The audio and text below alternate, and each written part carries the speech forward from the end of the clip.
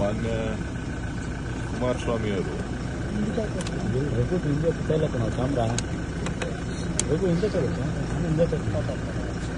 RCB ತಂಡ ಗೆದ್ದ ಮೇಲೆ ಅವರು ಮತ್ತು ಅವ್ರ ಪಕ್ಷ ಏನೇನು ಟ್ವೀಟ್ ಮಾಡಿದೆ ಅನ್ನೋದನ್ನ ತಾವು ರಾಜ್ಯದ ಜನರಿಗೆ ತೋರಿಸಬೇಕು. ಯಾಕೆ ಅಂತ ಅಂದ್ರೆ ಅವರು ಸುಳ್ಳು ಹೇಳೋದ್ರಲ್ಲಿ, ಮಾತುಗಳನ್ನು ತಿರ್ಚೋದ್ರಲ್ಲಿ ಅವರು ನಿಸೀಮ್ರಿದ್ದಾರೆ. ಬಹುಶಃ ಅದು ಅವ್ರ ಘನತೆಗೆ ಸರಿ ಬರುತ್ತೋ ಇಲ್ವೋ ನನಗೆ ಗೊತ್ತಿಲ್ಲ. ನಾನು ಅವರ ಹೇಳಿಕೆಗಳನ್ನು ಗಮನಿಸ್ತಾ ಇದ್ದೆ. ಎಲ್ಲೋ ಒಂದು ಕಡೆ ಒತ್ತಡದಲ್ಲಿದ್ದಾರೆ ಅಂತ ಕಾಣಿಸ್ತದೆ. ಆರೋಗ್ಯ ಸರಿ ಇಲ್ಲ.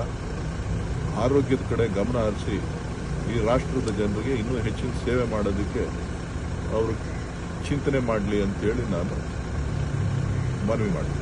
ಮಂಗಳೂರು 9ನೇ ತಾರೀಕು ಬಿಜೆಪಿ ನಾಯಕರು ಮಂಗಳೂರು ಚಲೋ ಹಮ್ಮಿಕೊಂಡಿದ್ದಾರೆ ಸರ್. ಮಂಗಳೂರು ಇನ್ಸಿಡೆಂಟ್ಗೆ ಸಂಬಂಧಪಟ್ಟಾಗ ವಿಜಯರ ಪ್ರತಿಪಕ್ಷ ನಾಯಕರು ನೋಡಿ, ಮಂಗಳೂರು ಒಂದು ಅದಕ್ಕೆ ಆದಂತಹ ಒಂದು ಇತಿಹಾಸ ಇರತಕ್ಕಂಥದ್ದು. ವಿನಾಕಾರಣ ಆ ಭಾಗದಲ್ಲಿ, ಕರಾವಳಿ ಭಾಗದಲ್ಲಿ ಒಂದು ರೀತಿಯ ಪ್ರಕ್ಷುಬ್ಧ ವಾತಾವರಣವನ್ನು ಮಾಡುವಂಥ ಪ್ರಯತ್ನಗಳು ನಡೀತಾ ಇದೆ. ಯಾರೇ ಜನನಾಯಕರು ಸೌಹಾರ್ದಯುತವಾದಂಥ ಒಂದು ವಾತಾವರಣವನ್ನು ಸೃಷ್ಟಿ ಮಾಡಬೇಕು, ತಿಳಿಯಾಗುವಂಥ ಕೆಲಸ ಮಾಡಬೇಕು. ಜೊತೆಗೆ ಅಲ್ಲಿಯ ಜನರ ಆಶೋತ್ತರಗಳನ್ನು ಈಡೇರಿಸುವಂಥ ಕೆಲಸ ಮಾಡಬೇಕು. ಕೇವಲ ರಾಜಕಾರಣದ ದೃಷ್ಟಿಯಿಂದನೇ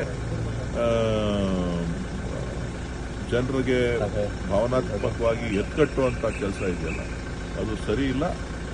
ಭಾರತೀಯ ಜನತಾ ಪಕ್ಷದವರ ಏನು ನಿಲುವುಗಳು ನಡೀತಾ ಇದೆ ಅದು ಅಷ್ಟು ಆರೋಗ್ಯಕ್ಕೆ ಒಳ್ಳೆಯದಲ್ಲ. ಅವ್ರೇನಾರ ಮಾಡೋದಿತ್ತು ಅಂತ ಅಂದರೆ ಅವರು ಅದನ್ನು ಕೇಂದ್ರ ಸರ್ಕಾರಕ್ಕೆ ಹೇಳಲಿ.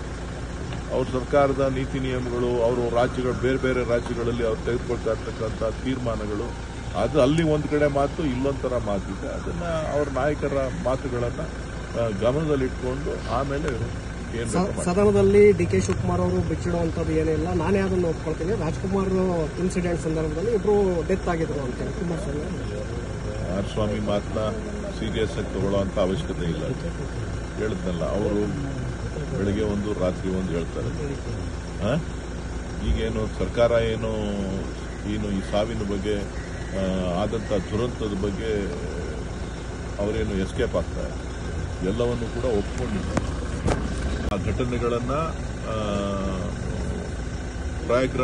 ಇತ್ತೀಚಿನ ದಿನಗಳಲ್ಲಿ ಪ್ರಯಾಗ್ರಾದಲ್ಲಿ ಸುಮಾರು 300ಕ್ಕೂ ಹೆಚ್ಚು ಜನ ಸಾವನ್ನಪ್ಪಿರತಕ್ಕಂಥ ವರದಿಗಳಿವೆ. ಸರ್ಕಾರ ಅದನ್ನು ಮುಚ್ಚಾಕುವಂಥ ಪ್ರಯತ್ನ ಮಾಡಿ, ಯಾರು ಪ್ರಾಯೋಜಿತ? ಅದು ಬಿಜೆಪಿ ಪ್ರಾಯೋಜಿತನ, ಪ್ರಧಾನಮಂತ್ರಿಗಳದ, ಮುಖ್ಯಮಂತ್ರಿಗಳದ? ಸೊ ಹೀಗೆ ಕೆಲವೊಂದು ಲೋಪದೋಷಗಳನ್ನು ಮುಚ್ಚತಕ್ಕಂಥದ್ದು ಸರಿಯಲ್ಲ. ಇದು ಇವತ್ತು ಸಾಂತ್ವನ ಹೇಳಬೇಕಾದಂಥ ಕಾಲ. ಈ ರಾಜ್ಯದ ಯಾರು ಸಾವನ್ನಪ್ಪಿದ್ದಾರೆ ಅವರ ಕುಟುಂಬಗಳಿಗೆ ನಾವು ಸಾಂತ್ವನ ಹೇಳಬೇಕೇ ಹೊರತು ರಾಜಕೀಯ ದೊಂಬರಾಟಕ್ಕೋಸ್ಕರ ಪ್ರತಿಯೊಂದು ಕ್ಷಣನೂ ಕೂಡ ಮಾಧ್ಯಮಗಳ ಮುಂದೆ ಹೋಗಿ ದಿನ ಒಂದೊಂದು ಹೇಳಿಕೆ ಕೊಡೋದಿದೆಯಲ್ಲ, ಅದು ಎಷ್ಟು ಸರಿ ಅಂತಕ್ಕಂಥದ್ದು ಮಾಧ್ಯಮದ ಸ್ನೇಹಿತರು ಕೂಡ ಚಿಂತನೆ ಮಾಡಬೇಕು. ಎಲ್ಲ ಒಂದು ಕಡೆ ಇದಕ್ಕೆ ಎಲ್ಲರೂ ಕೂಡ ವಿರಾಮ ಹಾಕಬೇಕಾಗ್ತದೆ. ರಾಜ್ಯದ ಪ್ರಗತಿ ಬಗ್ಗೆ, ರಾಜ್ಯಕ್ಕೆ ಆಗಿರ್ತಕ್ಕಂಥ ಧಕ್ಕೆ ಬಗ್ಗೆ ಚಿಂತನೆಗಳನ್ನು ಮಾಡಬೇಕಾದಂತೆ, ತಪ್ಪುಗಳನ್ನು ಸರಿಪಡಿಸಲಿಕ್ಕೆ ನಿಮ್ಮ ಸಲಹೆಗಳೇನು ಅನ್ನೋದನ್ನ ಕೊಡಬೇಕಾಗ್ತದೆ. ರಾಜಕೀಯಕ್ಕೋಸ್ಕರ ಯಾರನ್ನೋ ಅವ್ರ ರಾಜೀನಾಮೆ ಕೊಡಿ, ಇವ್ರನ್ನ ರಾಜೀನಾಮೆ ಕೊಡಿ, ನಾಳೆ ಇನ್ನೊಬ್ಬನ ರಾಜೀನಾಮೆ ಕೊಡಿ. ಎಲ್ಲರ ರಾಜೀನಾಮೆನೂ ನಾವು ಕೇಳ್ಬೋದು. ಪ್ರಧಾನಮಂತ್ರಿ ಕೇಳ್ಬೋದು, ಮುಖ್ಯಮಂತ್ರಿ ಕೇಳ್ಬೋದು, ಅಥವಾ ಕುಮಾರಸ್ವಾಮಿ ಅವರ ರಾಜೀನಾಮೆನೂ ಕೇಳ್ಬೋದು. ನೈತಿಕತೆಯ ಪ್ರಶ್ನೆಗಳು ಬಂದಾಗ ಸಾಕಷ್ಟು ವಿಚಾರಗಳನ್ನು ಚರ್ಚೆ ಮಾಡಬಹುದು. ಸರ್, ಈಗ MLC ಆಯ್ಕೆ ವಿಚಾರದಲ್ಲಿ ಕಾರ್ಯಕರ್ತರ ಅಸಮಾಧಾನ ಈಗ ಶುರುವಾಗಿದೆ ಸರ್. ಯಾಕಂದರೆ ಬೇರೆ ಬೇರೆ ರಘುನಂದನ್ ರಾಮನವರ ಹೆಸರು, ನಟರಾಜಗೌಡ, ಬೇರೆ ಬೇರೆ ಹೆಸರುಗಳು ಕೂಡ ಇದೆ. ನನಗೆ ಅದರ ಬಗ್ಗೆ ಮಾಹಿತಿ ಇಲ್ಲ. ಅದು ಪಕ್ಷದ ವರಿಷ್ಠ ತೀರ್ಮಾನ ಮಾಡಿರ್ತಕ್ಕಂಥದ್ದು, ಮುಖ್ಯಮಂತ್ರಿಗಳ ಆಯ್ಕೆ. ಅದು ಮುಖ್ಯಮಂತ್ರಿಗಳು ಏನು ತೀರ್ಮಾನ ತಗೋತಾರೆ ಅದನ್ನು ಪಕ್ಷ ಸ್ವಾಗತ ಮಾಡಿ. ಸರ್, ಈ ಕಾಲ್ತುಳಿಕೆ ಸಂಬಂಧಪಟ್ಟಂತೆ ಆಮ್ ಆದ್ಮಿ ಪಾರ್ಟಿ ಪ್ರಾಸಿಕ್ಯೂಷನ್ಗೆ ತನಿಖೆಗೆ ಆದೇಶ ಕೊಡಿ ಅಂತ ರಾಜ್ಯಪಾಲರಿಗೆ ಪತ್ರ ಬರೆದಿದೆ ಸರ್. ಪ್ರತಿಯೊಬ್ಬರಿಗೂ ಪ್ರಜಾಪ್ರಭುತ್ವ ವ್ಯವಸ್ಥೆಯಲ್ಲಿ ಪ್ರತಿಯೊಬ್ಬರಿಗೂ ತನ್ನದೇ ಆದಂತಹ ಹಕ್ಕುಗಳಿದೆ. ಆ ಹಕ್ಕುಗಳನ್ನು ಪ್ರತಿಪಾದನೆ